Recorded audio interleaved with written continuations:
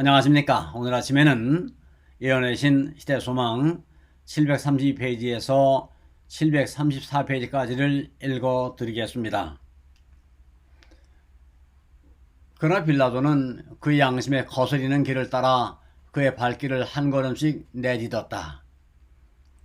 그가 공명정대하게 재판한다고 자신을 변명했으나 이제 그는 제사장들과 관원들의 수중에서 속수무책인 자기 자신을 발견하게 되었다.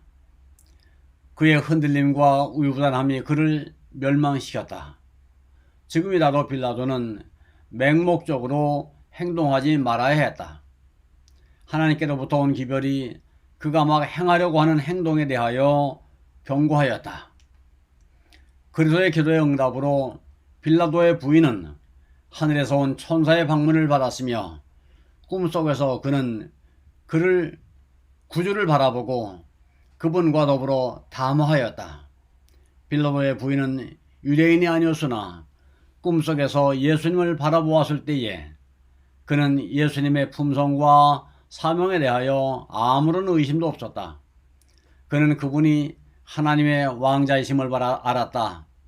그는 재판장에서 신문받으시는 예수님을 바라보았으며 주예수의 손처럼 단단히 묶인 그의 손을 보았다. 그는 헤롯과 그의 군병들이 무서운 일을 행하고 있는 것을 보았다. 그는 질투와 악의가 가득 찬 제사장들과 관원들이 미친 듯이 고소하는 소리를 들었다. 그는 우리에게 법이 있으니 그 법대로 하면 저가 당연히 죽을 것이라는 말을 들었다.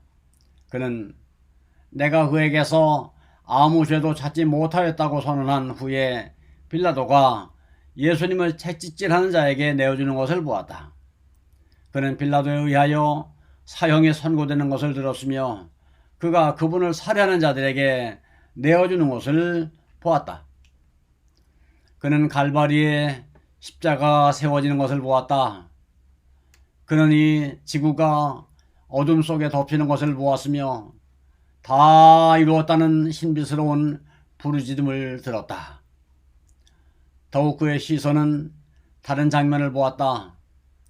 그리스도께서 크고 흰 구름 위에 좌정하신 장면과 이 지구가 허공에서 비틀거리고 그분을 살해한 자들이 그분의 영광 앞에서 도망치는 것을 보았다.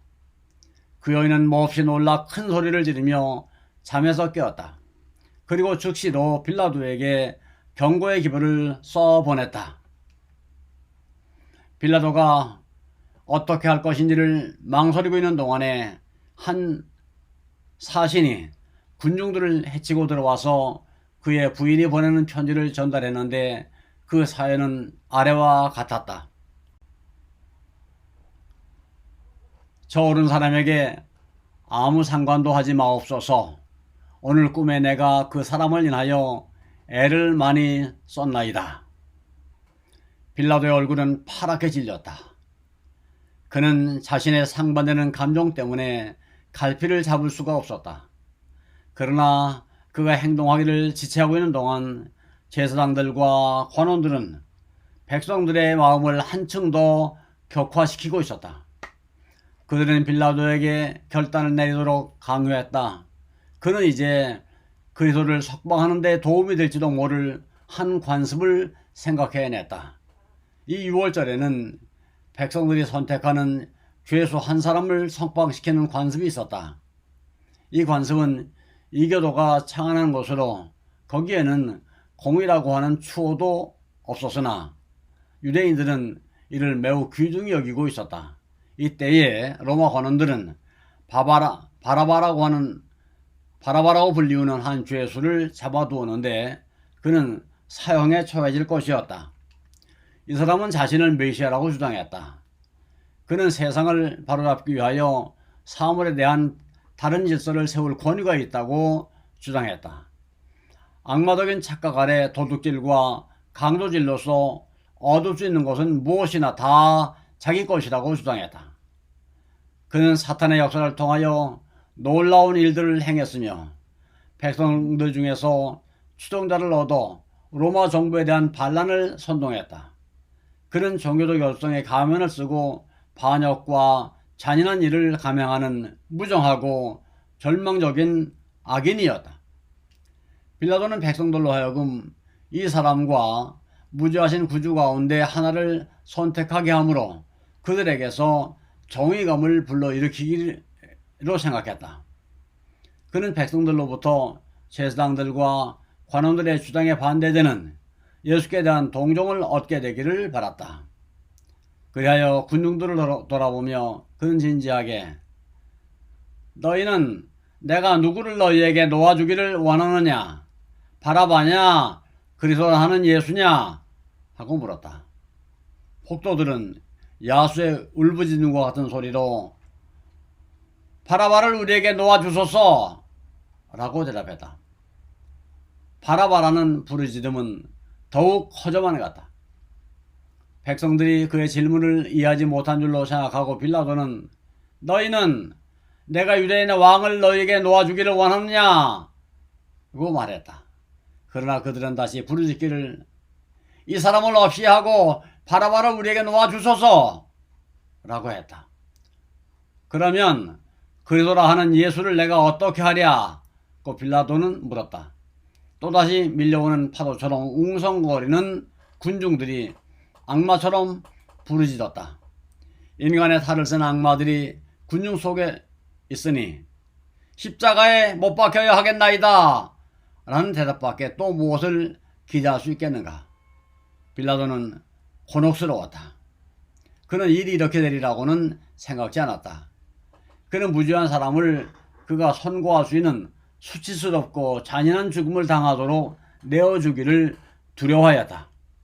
포효하던 음성이 그친 후에 그는 백성들을 향하여 어찌미뇨 무슨 악한 일을 하였느냐 고 물었다.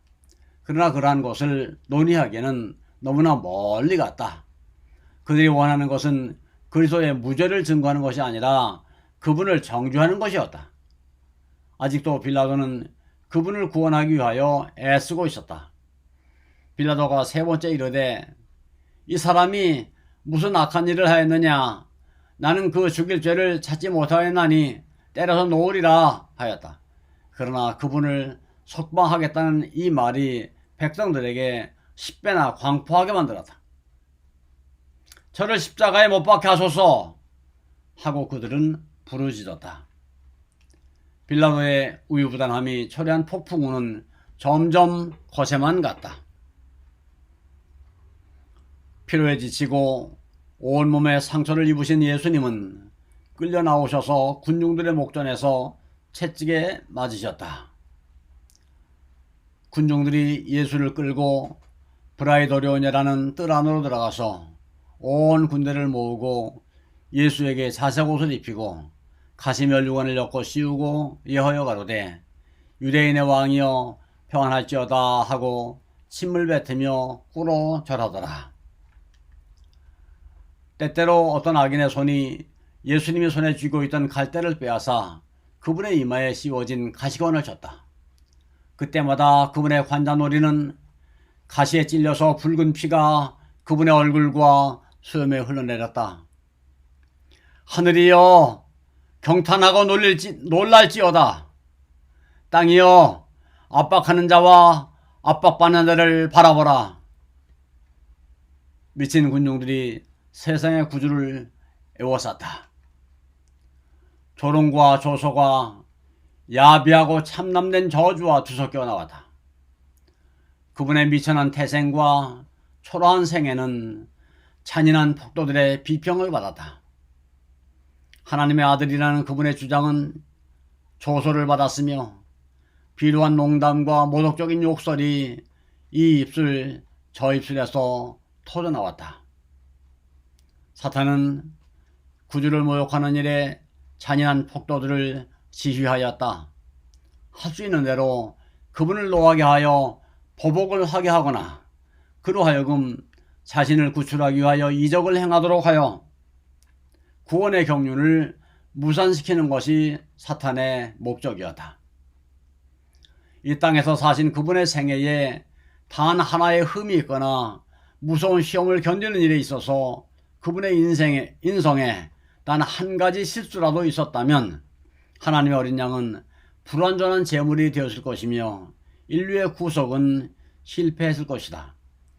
그러나 한마디 명령으로 하늘 군대를 불러와 자기를 돕게 할 수 있고 신성의 위엄을 번쩍이 심으로 그분의 안개에서 공포에 쌓인 폭도들을 몰아낼 수 있는 분이 가장 비루하군 모욕과 폭행을 더할 나위 없이 침착하게 감내하셨다. 그리스도의 원수들은 그분의 신성의 증거로서 이적을 요구했다. 그들이 요구했던 그 무엇보다도 더 큰 증거를 가지고 있었다. 그들의 잔인성이 그분을 고문하는 자들을 인간 이하로 낮추어 악마와 같이 변모시킨 것처럼 예수님의 온유와 인내는 그분을 인간 이상으로 높여서 그분이 하나님과 같은 분이심을 증거해 주었다. 그분의 낮아짐은 높아지실 것에 대한 보증이었다. 그분의 상처받은 관잔놀이로부터 얼굴과 수염에 흘러내린 고민의 핏방울은 그분이 우리의 크신 제사장으로서 즐거움의 기름 부음을 받으실 보증이었다. 아멘. 감사합니다. 오늘 아침 여기까지 읽어드렸습니다.